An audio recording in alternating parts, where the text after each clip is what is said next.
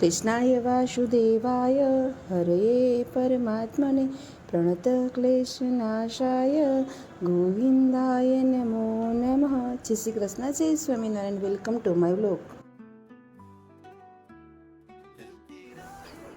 જો આજે રક્ષાબંધન છે તો અંશુભાઈના બેન પાસે રાખડી બંધાવવા પહોંચી ગયા છીએ. અમે બધા અંશુના માસીની ઘરે પહોંચી ગયા છીએ. એ રીતે અંશુને જેમ ખુશ થઈ ગયો. જો એ બતાવે છે કે અંશુભાઈ મારી રાખડી બાંધવાની, જો મેં નવી નવી વોચ લીધી છે એવું બતાવે છે. અંશુભાઈની બધા વેઇટ જ કરતા હોય. અહીંયા મયુરના સિસ્ટર પણ આવી ગયા છે રાખડી બાંધવા માટે. જો હવે આદ્યા દીદીને રાખડી બાંધવા માટે બહુ હરખ થાય છે. મસ્ત રાખડી બાંધે છે.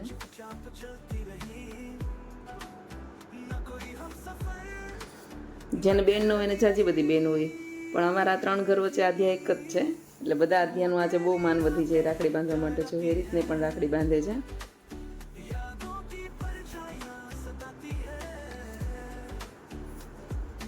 હવે આદ્યાના ઘરેથી હું મારા ભાઈને રાખડી બાંધવા માટે પહોંચી ગઈ છું ચિરાગની ઘરે.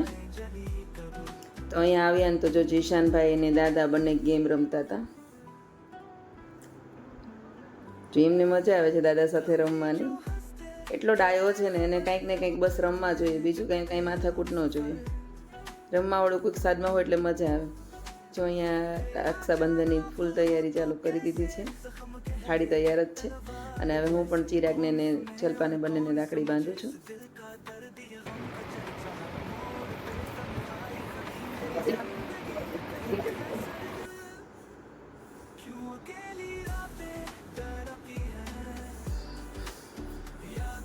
હવે અહીંયા ચિરાગની રાખડી બંધાઈ ગઈ છે. હવે અમે લોકો જઈએ છીએ જેતપુર. મેહુલને રાખડી બાંધવા માટે જઈએ છીએ અને અંશુભાને બંનેને છે.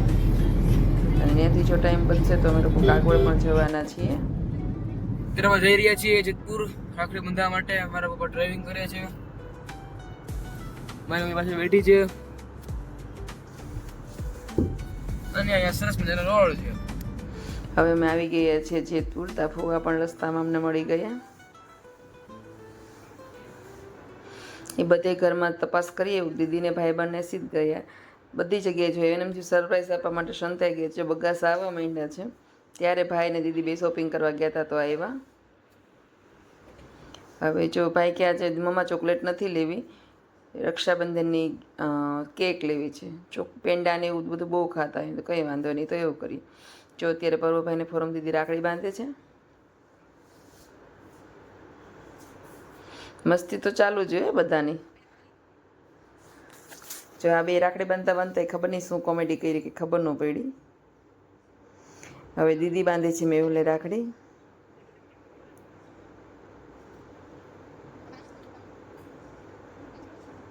આજે તો આખો દિવસ રાખડી રાખડી જ થઈ ગયું, કારણ કે મારે કોઈને બાંધવા જવાની, અંશુ માટે જવાનું હોય, મેહુલને જવાનું હોય, તો આજે આખો દિવસ બધાને એવું જ હોય.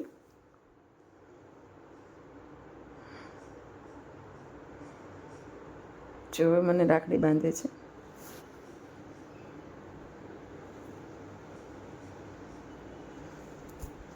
અંશુભાઈને ફોરમ દીદીને બુક ગિફ્ટ કરવી હતી તો એમણે બુક ગિફ્ટ કરી છે રક્ષાબંધનની.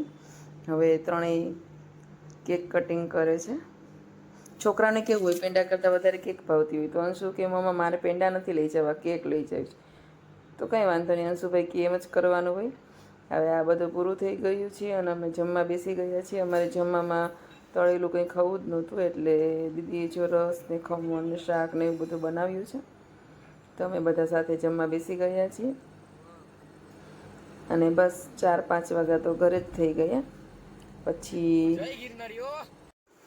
જો રાખડીનો પ્રોગ્રામ પૂરો થઈ ગયો છે ને આજે અમારે ચિરાગની ઘરે, એટલે મીન્સ કે મારા ભાઈની ઘરે જમવાનું છે.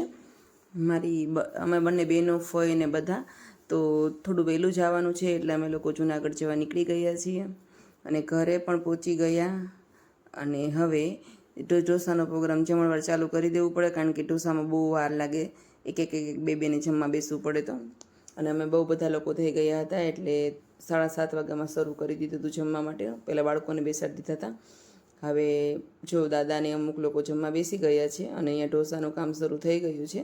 2 ગેસ ઉપર અમે બંને બહેનો ઢોસા બનાવતા જઈએ છીએ. બાકી બધું જલપાએ જ બનાવ્યું છે ને બહુ સરસ બનાવ્યું હતું. અમે કીધું કે લાવો અમે બેઠા બેઠા ઢોસા બનાવી દઈએ અને તું પીરસતી છે. તો તો જો અહીંયા ઢોસા પણ ચાલુ થઈ ગયા છે બનાવવાનું. તો ચાલો તમારા લોકોને પણ આવવું હોય તો આવી જાઓ. જો ચાંદનીબેન બતાવે છે ઢોસો. જો અહીંયા દાદાને ફઈને ફુવાન કેવિનને બધા જમવા બેસી ગયા છે. અડધાએ જમી લીધું છે અને અડધાને જમવાનું બાકી છે, કારણ કે આમાં એકસાથે બધા ઝાઝા લોકો તો બેસી ન શકે. જો 2 ચટણી બનાવી છે, ટોપરાની ને તીખી ચટણી, અને સાંભાર છે, અને બટેકાનો મસાલો છે. તો ચાલો ઢોસા ખાવા માટે.